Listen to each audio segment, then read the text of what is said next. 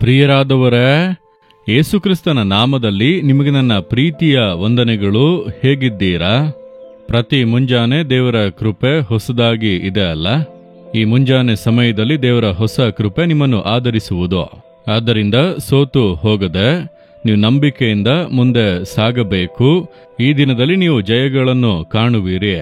ದೇವರು ಕೊಡುವಂತ ವಿಧ ವಿಧವಾದ ಆಶೀರ್ವಾದಗಳಲ್ಲಿ ಒಂದು ಜಯ. ನಮಗೆ ವಿರೋಧವಾಗಿ ಎಷ್ಟೇ ಶಕ್ತಿಗಳು ಎದ್ದು ಬಂದರೂ ಅಲ್ಲಿ ದೇವರು ಜಯವನ್ನು ಕೊಟ್ಟು ನಮ್ಮನ್ನು ಉನ್ನತಕ್ಕೇರಿಸುವರು. ಜಯ ಅನ್ನುವಾಗ ಒಂದು ಎಕ್ಸಾಮ್ ಬರೆದರೆ ಅದರಲ್ಲಿ ಜಯ ಹೊಂದಬೇಕು, ಪರೀಕ್ಷೆ. ಅದಲ್ಲದೆ ಯುದ್ಧ ಮಾಡಿದರೆ ನಮಗೆ ವಿರೋಧವಾಗಿ ಜನಗಳು ಇದ್ದರೆ ಜಯ ಹೊಂದಬೇಕು, ಹೌದಾ? ಆ ರೀತಿಯಾಗಿ ನಿಮ್ಮ ಜೀವಿತದಲ್ಲಿ ಒಂದು ರಣರಂಗದಲ್ಲಿ ನೀವು ನಿಂತಿರುವ ಹಾಗೆ ನಿಮಗೆ ತೋರುತ್ತಾ ಇರಬಹುದು. ವಿರೋಧಿಗಳು ಹೆಚ್ಚಿದ್ದಾರೆ, ಆಶೀರ್ವಾದ ಹೆಚ್ಚುತ್ತಾ ಹೆಚ್ಚುತ್ತಾ ವಿರೋಧಿಗಳು ಹೆಚ್ಚುತ್ತಾರೆ. ಅದನ್ನು ಮರೆತು ಬಿಡಬಾರದು, ಹೌದಾ? ನಮ್ಮ ಜೀವಿತದಲ್ಲಿ ಆಶೀರ್ವಾದ ಹೆಚ್ಚುತ್ತಾ ಹೆಚ್ಚುತ್ತಾ ಕಾರಣ ಇಲ್ಲದೇ ಇರುವವರು ಕೂಡ ಹಾಗೆ ಮಾಡುತ್ತಾರೆ. ಇದೇನಿದು, ಇವರಿಗೂ ನನಗೂ ಏನು ಸಂಬಂಧ? ಯಾಕೆ ನನಗೆ ವಿರೋಧವಾಗಿ ಎದ್ದಿದ್ದಾರೆ, ಕಾರ್ಯ ಮಾಡುತ್ತಾರೆ, ಬರೆಯುತ್ತಾರೆ? ನನಗೆ ವಿರೋಧವಾಗಿ ಯಾಕೆ ಹೀಗೆಲ್ಲ ಮಾಡುತ್ತಾರೆ ಅಂದರೆ ಯಾವ ಕಾರಣವೂ ಇಲ್ಲದೇ ಇದ್ದರೂ ಹಾಗೆ ಮಾಡುವಂತವರು ಹೇಳುತ್ತಾರೆ. ಯಾಕಂದ್ರೆ ನೀವು ಮೇಲೆ ಬರುತ್ತಿದ್ದೀರಿ, ಆಶೀರ್ವಿಸಲ್ಪಡುತ್ತಿದ್ದೀರಿ, ಹೊಟ್ಟೆ ಕಿಚ್ಚಿ ಅದಕ್ಕೆ ಕಾರಣ. ಆ ರೀತಿ ಎದ್ದು ಬರುವಾಗ ಕೆಲ ಸಮಯಗಳಲ್ಲಿ ಕೆಲವೊಮ್ಮೆ ಸೋಲು ಬರುತ್ತದೆ, ಭಯ ಬರುತ್ತದೆ, ಕಳವಳ ಬರುತ್ತದೆ. ಯಾಕೆಂಬಂತ ಪ್ರಶ್ನೆಗಳೆಲ್ಲ ಬರುತ್ತವೆ. ಪ್ರಶ್ನೆ ಎಲ್ಲ ಕೇಳಬೇಡಿ, ಈ ಲೋಕ ಹಾಗೆಯೇ, ಲೋಕವು ಹಾಗೆಯೇ. ಆದ್ದರಿಂದ ಲೋಕದಲ್ಲಿರುವಂತ ಜನರು ಕೂಡ ಕಡೆಗಾಲದಲ್ಲಿ ಹಾಗೆ ಇರುತ್ತಾರೆ.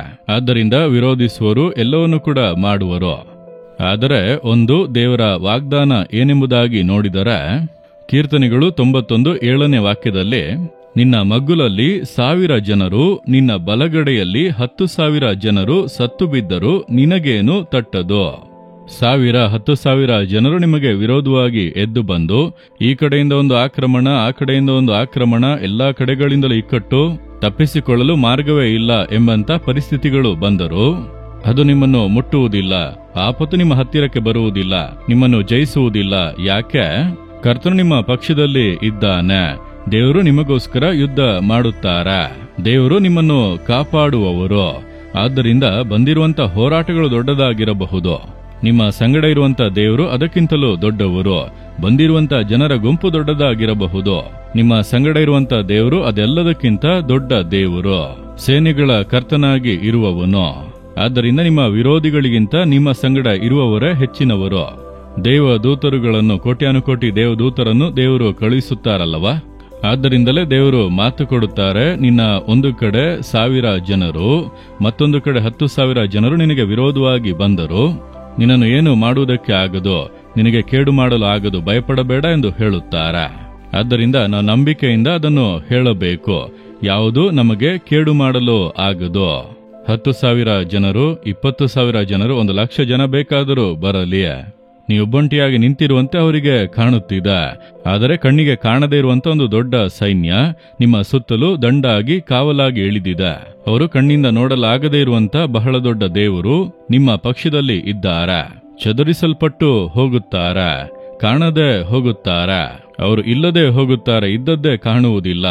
ಆದ್ದರಿಂದ ಭಯಪಡಬೇಡಿರಿ. ನಮ್ಮ ಜೀವಿತಗಳಲ್ಲಿ ನೋಡುತ್ತಾ ಇದ್ದೇವಲ್ಲ, ನನ್ನ ಸೇವೆಯ ಹಾದಿಯಲ್ಲಿ ನೋಡಿದ್ದೇನೆ. ನೀವೇ ಹೆಚ್ಚಾಗಿ ತಿಳಿದಿದ್ದೀರಲ್ಲವಾ ಯಾರ್ಯಾರು ಏನೆಲ್ಲ ಮಾತನಾಡಿದರೋ. ಈಗ ಎಲ್ಲೂ ಕಾಣುತ್ತಿಲ್ಲವಲ್ಲ, ಎಲ್ಲಿ ಹೋದರೂ ಏನಾದರೂ ದೇವರು ಚದುರಿಸಿ ಬಿಡುತ್ತಾರೆ. ನಿಮ್ಮನ್ನು ದೇವರು ನೆಲೆಗೊಳಿಸುವರು. ನೀವು ಸೇವೆಯಲ್ಲಿ ಮುಂದುವರಿಯುತ್ತಾ ಇರುತ್ತೀರಿ, ಮೇಲೆ ಹೋಗುತ್ತಾ ಇರುತ್ತೀರಿ. ಅವರನ್ನು ದೇವರು ಅಸ್ತಿತ್ವವೇ ಇಲ್ಲದಂತೆ ಮಾಡಿಬಿಡುತ್ತಾರೆ. ಆದ್ದರಿಂದ ನೀವು ಏನು ಭಯಪಡಬೇಡಿ. 1000 ಜನ ಬರಲಿ, 10,000 ಜನ ಬರಲಿ, 20,000 ಜನ ಬರಲಿ, ಯಾವುದೂ ನನ್ನನ್ನು ಸಮೀಪಿಸುವುದಿಲ್ಲ, ನನ್ನನ್ನು ಟಚ್ ಮಾಡುವುದಕ್ಕೂ ಆಗುವುದಿಲ್ಲ. ದೂರದಿಂದ ಬೆದರಿಸಿ ನೋಡಬಹುದು, ಮಾತನಾಡಬಹುದು ಅಷ್ಟೇ, ಭಯಪಡಿಸಿ ನೋಡಬಹುದು ಅಷ್ಟೇ ಹೊರತು ನನ್ನನ್ನು ಜಯಿಸುವುದಕ್ಕೆ ಸಾಧ್ಯವಿಲ್ಲ. ಆ ರೀತಿ ಹೇಳಿರಿ, ನೀವು ಜಯಿಸುವಿರಿ. ನಂಬಿಕೆಯಿಂದ ಹೇಳುವಿರಾ? ನನ್ನ ಮಗ್ಗುಲಲ್ಲಿ 1000 ಜನರು, ನನ್ನ ಬಲಗಡೆಯಲ್ಲಿ 10,000 ಜನರು ಬಂದರು, ನನ್ನ ಹತ್ತಿರ ಬರುವುದಿಲ್ಲ, ನನಗೆ ಕೇಡು ಮಾಡಲು ಆಗುವುದಿಲ್ಲ. ನನ್ನ ಸಂಗಡ ಇರುವ ದೇವರು ದೊಡ್ಡವರು, ನನಗಾಗಿ ಯುದ್ಧ ಮಾಡುವವರು, ಜಯ ಕೊಡುವವರು. ಯಾವುದು ನಮಗೆ ಕೇಡು ಮಾಡಲು ಆಗದು. ಯೇಸುವಿನ ನಾಮದಲ್ಲಿ ಆಮೇನ್, ಆಮೇನ್.